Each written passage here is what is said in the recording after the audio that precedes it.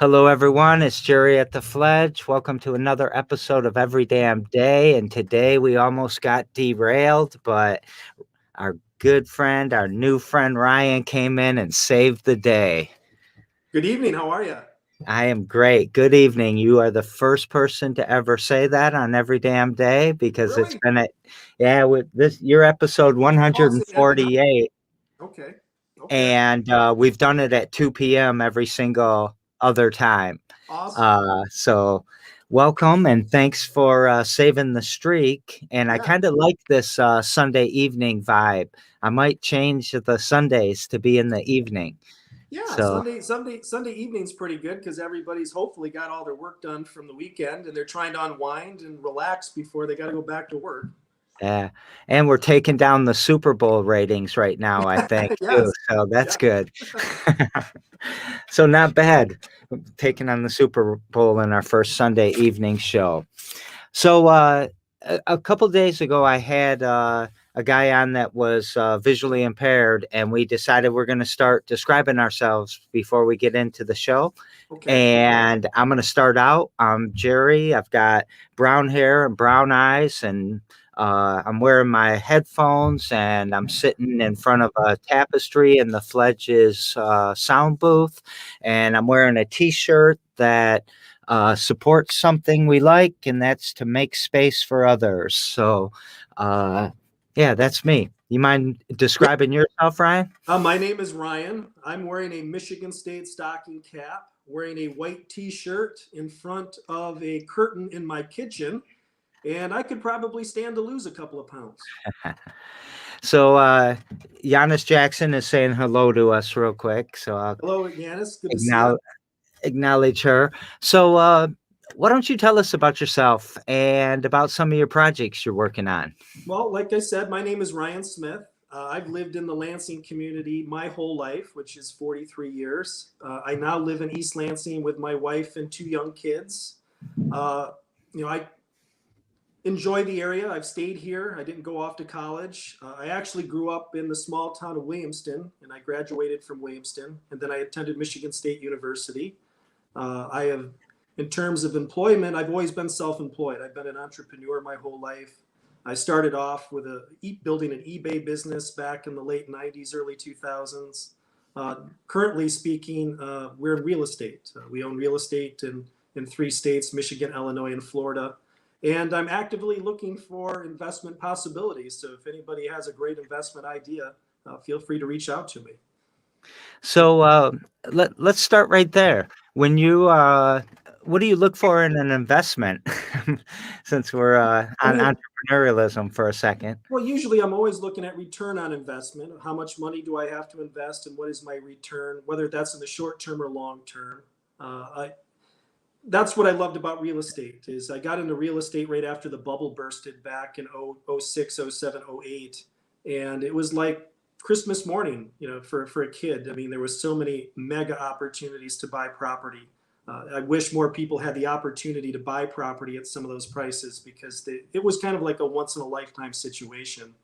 But the prices have risen, and I was taught by my late grandfather that you buy low and you sell high. So with the prices as high as they are, I looked at it and said, hey, it's a good time to start to liquidate some of these assets and to look for other investment possibilities. And so in terms of Lansing, I'm all ears. I mean, I've looked at different possibilities. I haven't quite yet in, you know got involved in one of those projects yet. I actually was interested in the city market when it was available. Unfortunately, they didn't want to take my idea. Yeah. So I want to come back to that in a little bit when Okay, I want to talk about equity and black and brown people sure. in a moment or so. Are there any other like industries that you like? Do you want to do something in tech? Do you want to do something that's in development? Well, actually, right now, what I'm doing is getting back to my roots. I'm more of a salesman. I'm good at speculative buying and selling. And so what happened is my family wanted to go to Disney World. So we went to Disney World back in Thanksgiving. And my wife got me on to Disney memorabilia. And so I started researching these Disney Dooney and Burke handbags that they make. And I was amazed by what these bags go for. I mean, they're not to Louis Vuitton level in terms of investment, but it was amazing of the prices that these bags they bring in. And so I'm like, you know what? Maybe I'm interested in building a resale business because I think it's something that my kids enjoy because it's Disney. It's something that I can do with them that they can learn from. So actually, the last month, I've been building a new resale business that's focused around selling these women's well, I guess they're not really women's handbags. Most of them are the purses, but they do have some backpacks and wallets and stuff. And so, yeah, it's kind of a crazy thing for someone like me to get into, but it's been enjoyable thus far. I have 10 more questions about that, but if we do that, all we're gonna do is talk about this. Um, let's, besides that, you're very involved in the city. I Yeah, mean, you know a lot about the city, an impressive amount. And I just heard you speak for the first time, last week on, State of the People yeah. when we were together, and, man, I loved it. Well, I went to And school for political science, so I've been around politics my whole life. But what I realized is when I was younger, I'm the type of person who doesn't win elections, and because I'm not a partisan person. I really want things to be fair. I'm not someone who will toe the party line, and I'm also someone that'll tell you what you need to hear, not necessarily what you want to hear. And in terms of gaining votes, that's a hard way to get them. So I'm more of the type of person. I wouldn't call myself necessarily a whistleblower, but I am the type of person who tries to say, hey, these are the things we need to be focused on. But I'm also an idea oriented person. If I'm critical of an idea, most likely I will have an idea of my own to throw out there so people can be critical of it. So I like to see ideas. I like discussions about solutions. And those are things I'd like to see a lot more of across the board. yeah, you, you told that to me. I should start something called Problem Yeah, Solvers and that, talk, yeah.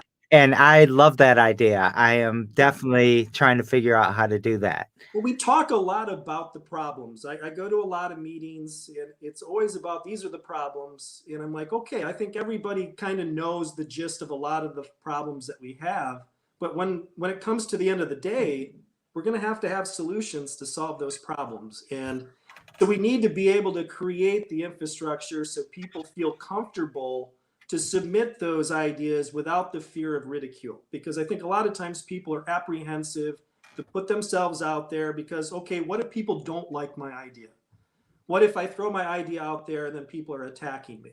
Most people don't want that type of social interaction. Most people are not confrontational. So they want an outlet of where they feel comfortable, but I don't know that really we have one. I mean, what Yeah. in the city of Lansing do we have where you can really submit ideas in a way that is productive and that people feel safe? We don't really have that, at least not that I know of. Maybe it does, and I just don't know about it. But I think we could do a lot better. Yeah. So, what are some of your ideas? Well, geez, oh Pete, so where do I start? I mean, can you give me an issue? Do- Give me an issue or a topic, and maybe I'll have one. Well, do you want to talk about city manager? We can talk about the city manager system. As everybody knows, we're in election year, and we have what I find is you have two different camps right now. No offense to Pat Spitzley, Pat, if you're watching, but most of what I hear is people are either an Andy Shore fan or they're a Verge Bonero fan. And you have people that hate Andy Shore, you have people that hate Verge Bonero. So what I was thinking about is what could we come up with that could kind of bridge the gap between the groups that really don't like each other. The way that Lansing is structured is we have the powerful mayor system of government, where essentially the mayor is a king or a queen, where they have immense power over the control of the whole city. The council has power over the budget, but what the problem is it takes a supermajority of the council to override the mayor. So on an 8-person council, it takes 6 individuals to all say, no Mayor Shore, no Mayor Bonero, no Mayor Hollister or Benavides. You can't do that. And that doesn't happen very often of where the council's been unified in that capacity. With the city manager system, what it does is it puts more power to the council itself. What it also does is it means that the city's ran by a professional money manager, essentially, someone who went to college, has the background in finance, who handles the nuances of the city's business. And what that person then does is reports back to the council, who legislates from the dais. And so in today's standards, I think in the world of, we the people, I think it's something for Lansing to maybe have a public discussion about, is maybe it would be beneficial for a 9-person council, of where you have the mayor that sits on the council, but only has the voting power of a fellow councilman or woman. Mhm. So I lived in one of those for quite a while, and Yeah. that was in the city of Grand Ledge. Okay. They have that same system. Do you Yep. know about that? I don't know as much about Grand Ledge, but I live in East Lansing now. In the East Lansing City Council is the city manager system.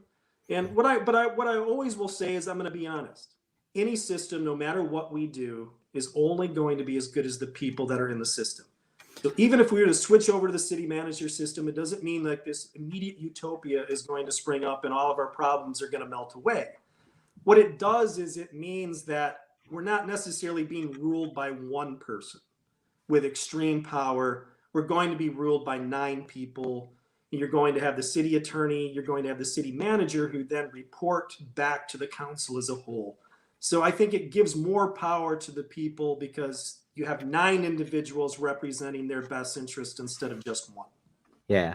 And I think, moving to Lansing from Grand Ledge, I definitely see that difference. I Yeah, mean, our mayor, I went to a lot of city council meetings and was involved in a lot of I guess, things we were trying to change out there, and dealing with the city council and not the city council and the mayor as 2 different kind of yep, obstacles in a lot of ways. And then having the city manager that you could just go talk to, see exactly how it needed to get done yep. and why it would make sense or not make sense from his perspective. And it was just, I don't know, less emotional.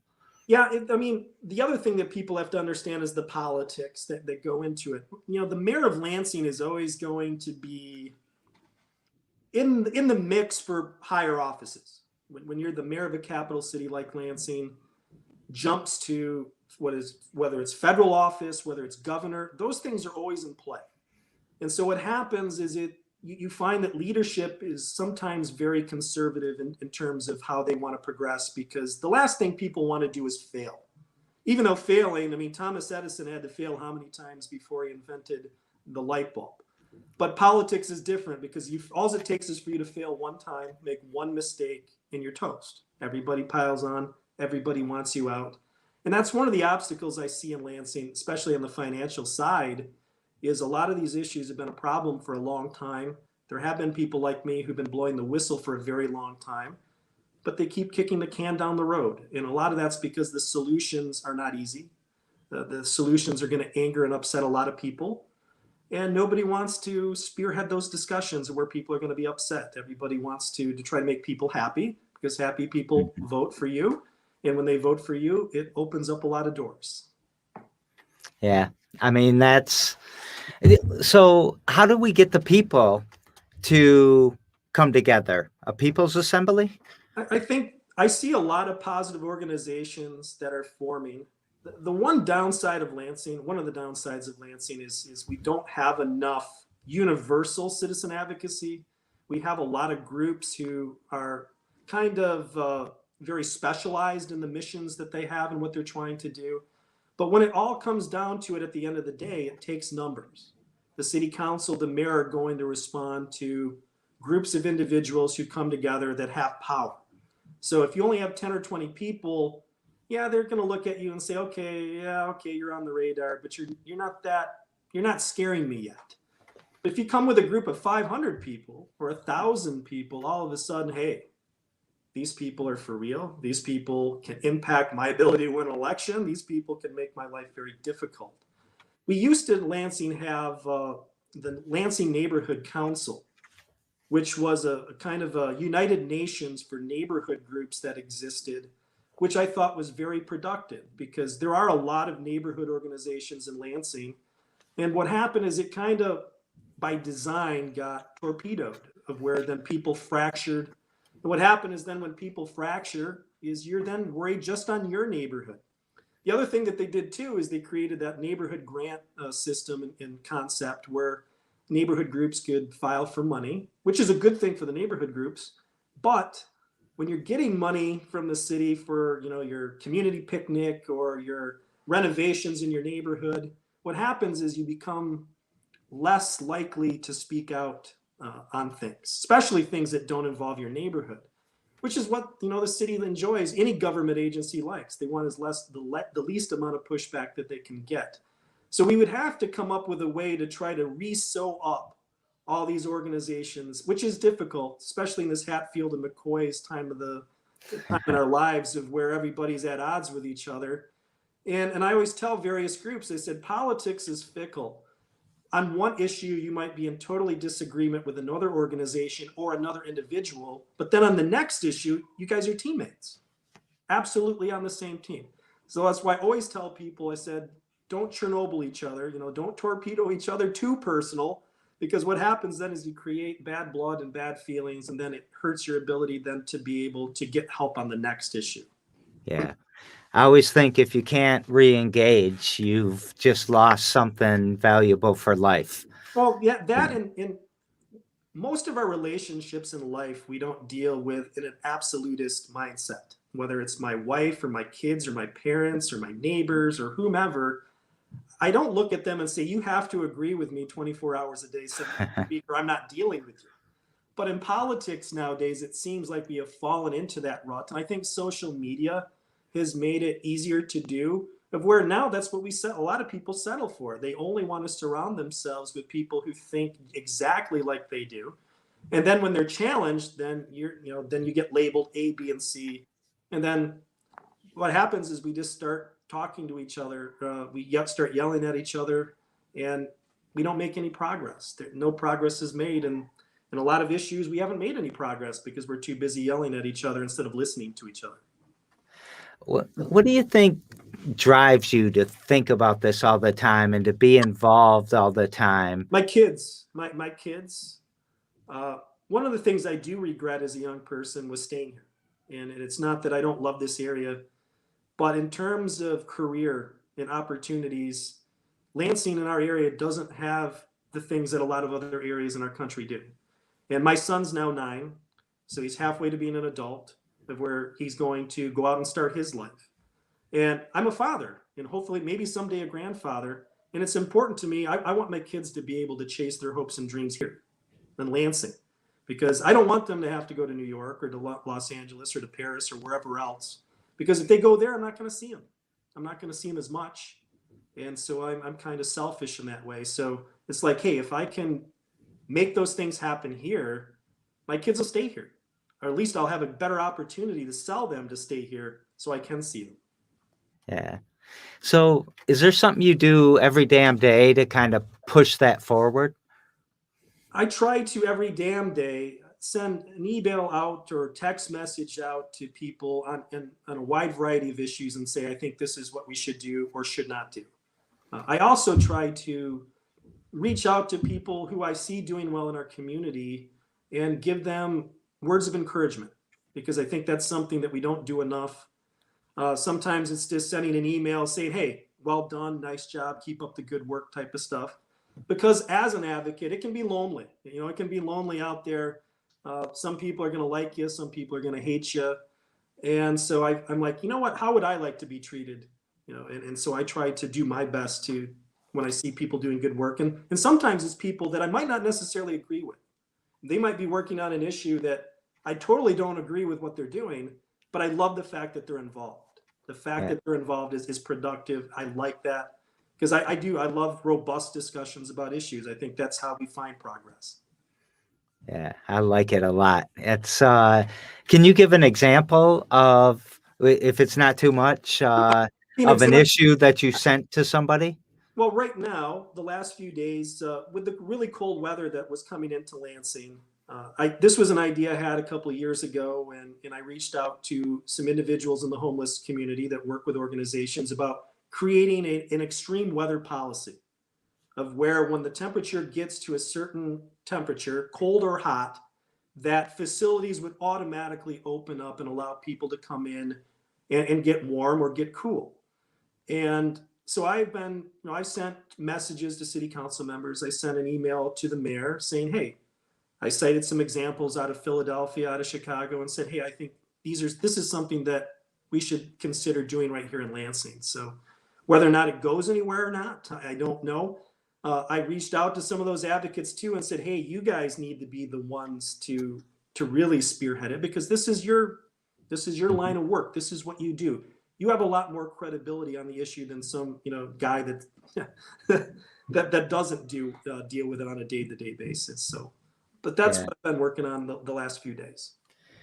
We had those 40 below temperatures 2 years ago, Yeah, and we opened up and let, I don't know, it was probably 20 people slept here, yeah. and it was under fear constantly that we were going to get some violation and some ticket. They'll probably, I don't know, I hope that they don't come after me now. But anyways, we did that. It No, seemed that humane. the thing is the city has a lot of buildings and facilities that they could open up to people and say, hey, when the temperature gets to 32 degrees, 0 degrees, whatever that temperature might be. And then on the hot side, Yeah, 90 degrees, 100 degrees, I don't know what that set temperature should be. But that way, those that are impacted know exactly where they can go under what circumstances. And I think that that's valuable to have. Then people aren't trying to loiter or get into businesses downtown, because I know a lot of the business owners down there don't like people trying to come in. But I'm like, where are they supposed to go? They have to have a place to go. And you yeah, can't you can't find fault in people for trying to stay warm or trying to stay cool. yeah.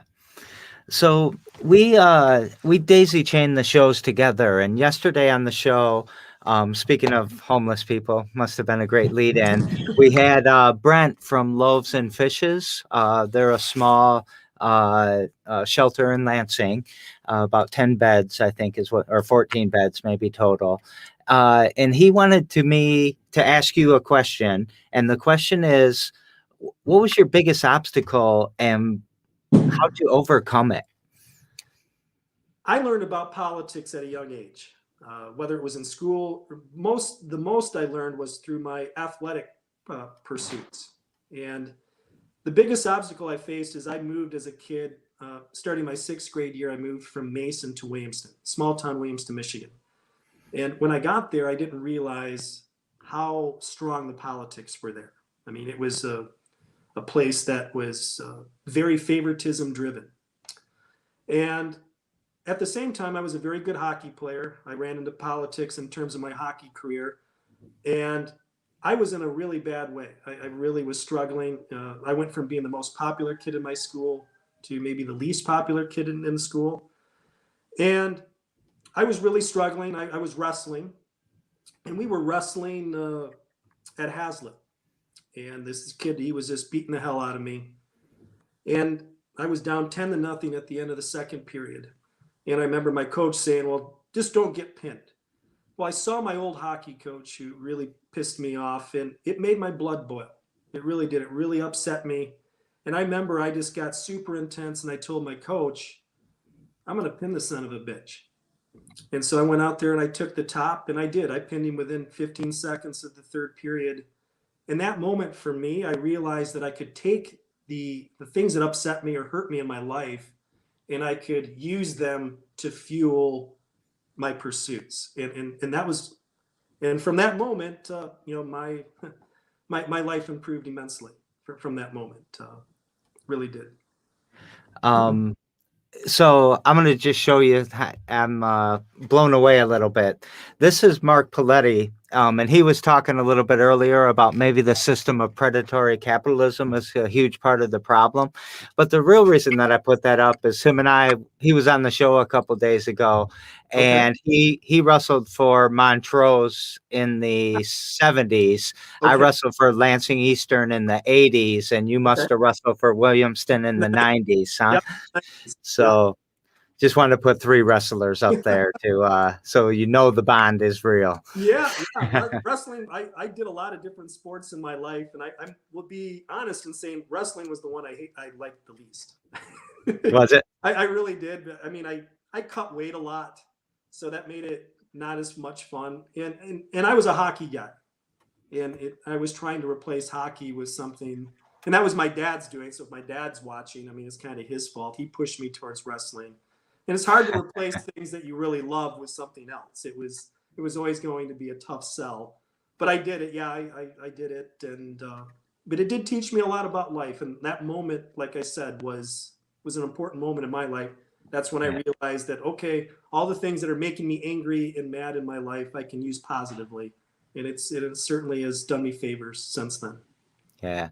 I think a lot of people wait for too long in their life to learn that lesson. They learn it at 50, 60, 70 years old. Yep, I was 12. Yeah. I was 12 at the time, and I was lucky. I was lucky to have figured it out. I really was, because kids are brutal. The Lord of the Flies book is real, and kids are ruthless. And it was tough for me, because I used to be the most when I was in Mason. I was arguably the most popular kid in school, and all of a sudden I was the least popular.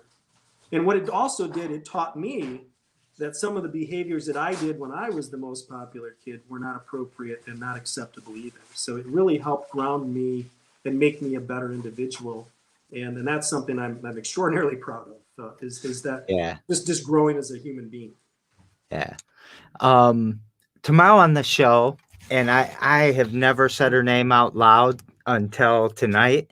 And so I don't even know if I'm saying it right, but I think it's Ari Nico O'Meara, and she did the city saunter, or she wrote the city saunter, and she walked every street, every sidewalk in Lansing. That's And I'm really excited about this show tomorrow and learning about all of this. 400. Uh, That's, I think, 400 miles of road. So that's a lot of walking, a lot of yeah, sauntering. I think it's going to be amazing. So, what question would you like to pass to her?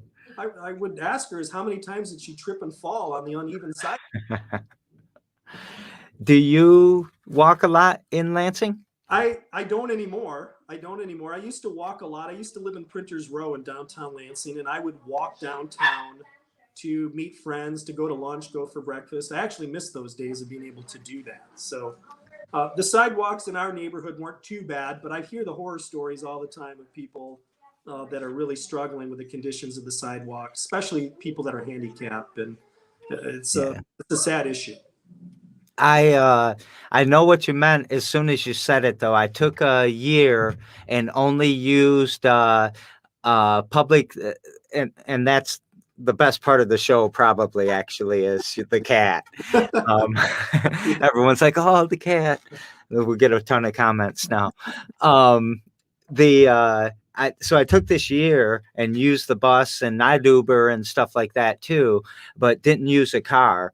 And biked and walked a lot. It's a 45-minute walk from the Fledge to my home on the south side. Okay. And man, I tripped a lot. And 3 times on my bike, I got hit by a car, and not every single time was it like knock me down or anything, but it was at Yeah. least enough that, it was close. Including Colleen from the Avenue, accidentally did that to me once. Wasn't her fault. I was going the wrong way. Um, The sidewalks uh, are bad. huh? The sidewalks are bad. Yeah, I remember attending a bunch of meetings of where we're about $400 million behind in the road and sidewalk deferred maintenance, and so it's a serious issue that's going to be very difficult to fix. Very, very yeah, difficult to fix. yeah. It doesn't seem even doable. I mean, it seems huge. It's very daunting. It goes back to what I said earlier about very difficult decisions, very difficult conversations that have to occur, and maybe some very unpopular solutions that are not going to really make people feel all warm and fuzzy inside. Yeah. Hey, you just reminded me of something I said I wanted to come back to. Okay. 2008, is known as the year of the big crash there when the bubble burst. But like I was in Dubai when it happened, and it happened more 2006, 2007. Okay. And during that time, it was a good deal to buy property. Yep. Now you've got COVID happening and the economic impact it's had on businesses, and especially black and brown businesses, that they're deals now. It's a deal to buy this building and keep it a grocery store or whatever it is. So there's a lot of good deals out there right now, and the fear is that they're going to get swept away by big corporations, big equity firms Yep. that are just going to buy up all of these assets, and especially so more white people are going to more own even more equity after this is all said and done, is how Yeah. what I really want to say.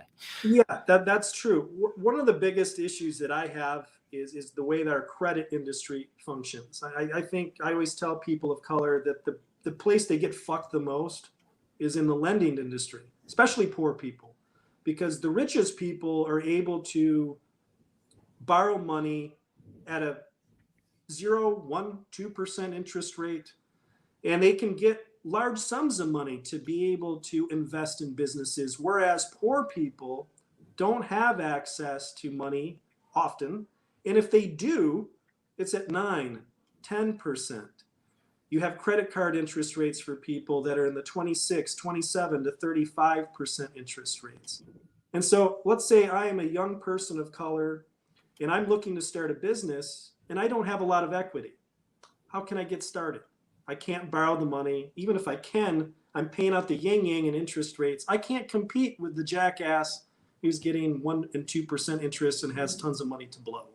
And so what I would like to see is to reverse it, of where the richest people pay the highest interest rates, poor people get the lower interest rate. Kind of like playing golf against Tiger Woods. He's great on his own. I don't have to give him 4 or 5 shots each 9. But that's the way our current lending system operates. Mm-hmm. Yeah. So I'm just glad we came back to that, and I wanted to hear your thoughts on that. And I think that's something I'd really like to take on as something to do to try to protect that from happening. So if we Yeah. can put our arms around somehow and protect some of these organizations or these businesses, I think that's a Yep. worthy battle to get into. You're going to see it a lot in the commercial side is where you're going to see it the most, because Yeah. brick and mortar retail has been beaten to death. And so what happens is you have people that they can't stay in business. They have leases. Unless they can renegotiate with their landlord to stay in, they're not going to be able to survive. And so what happens is you get a lot of downward momentum in the pricing, and it becomes catching a falling knife. And so, yeah, there's going to be people that are going to be licking their chops because they're going to look at the prices going down, and eventually they're going to buy in, which is what, that's what I did with the residential properties back, 10 years ago. And so you're going to see that in the commercial side right now in the next couple of years, for sure. All right. One more quick question before I start to wrap us up. Okay. Bitcoin, you like it? I've been following Bitcoin since it was pennies, and I certainly regret I regret not buying it when I wanted to. This was back 10 years ago, probably. But my concern was the security side of it back then. Back then, it was kind of the wild, wild west of where people were hacking into wallets and stealing stuff. And it's like anything, once it gets stolen, it's gone forever. But I think Bitcoin's here to stay. I think it's something that, as the prices go up and some of the volatility tones down, then you're going to see brick and mortar retail start to use it. Because right now, it's still a commodity. It's not really a currency. It's still a commodity. But if we can get the prices up of where it's 500,000 a coin or $1 million a coin, what will happen is the fluctuations will be very small, and then your McDonald's, your retail, your restaurants, they'll start taking it, and then it'll become probably the world currency. I think. Yeah. That's my guess. I I'm right with you. I'm right with you. So, would you like to take us out with anything? Well, I just want to encourage anybody that's watching to be involved. There's a lot of different ways to be involved in your community. You don't have to be out in front of the cameras or in the public purview. Just sending your council members, your elected officials ideas from time to time is very productive, very useful. Donating money, maybe it's $10, $20 to organizations that you that you believe in or believe that are doing a good job, once again, is something that I would encourage. I see a lot of small organizations, such as yours. I was really glad to hear of what you were doing. I still believe that incubation and innovation is the best way for Lansing to grow as a city. That's how Lansing grew in the first place, as we had Oldsmobile and General Motors. Mhm. And I believe still the best way forward is to incubate the next Fortune 500 company here in Lansing. And so, but the only way that happens is to support organizations like you and individuals like you who are pushing for those types of things to happen. Yeah, we're going to get there. Yeah. And just as we're saying goodbye, we got to say hello to our good friend Erica Lynn. She just popped in and said hi to us. So, well, I hope she's enjoying what, Tampa, Erica? Are you enjoying the warm weather while we freeze our asses off up here? that's where they went? Yeah, well, they were there. I saw them at the Super Bowl festivities on Facebook yesterday. So that had to be Wow. pretty cool. Pretty fancy. Yeah, very nice. All right. Well, thank you very much, Ryan. Again, My pleasure. thanks for saving the show, Oh, you're welcome. the streak, that is. And thanks for all these interesting topics. I like it a lot. So, it was great. Thank you so much for having me. yeah, you're welcome. Everyone, I will see you later. See you, Ryan. Yep, have a good night. You too.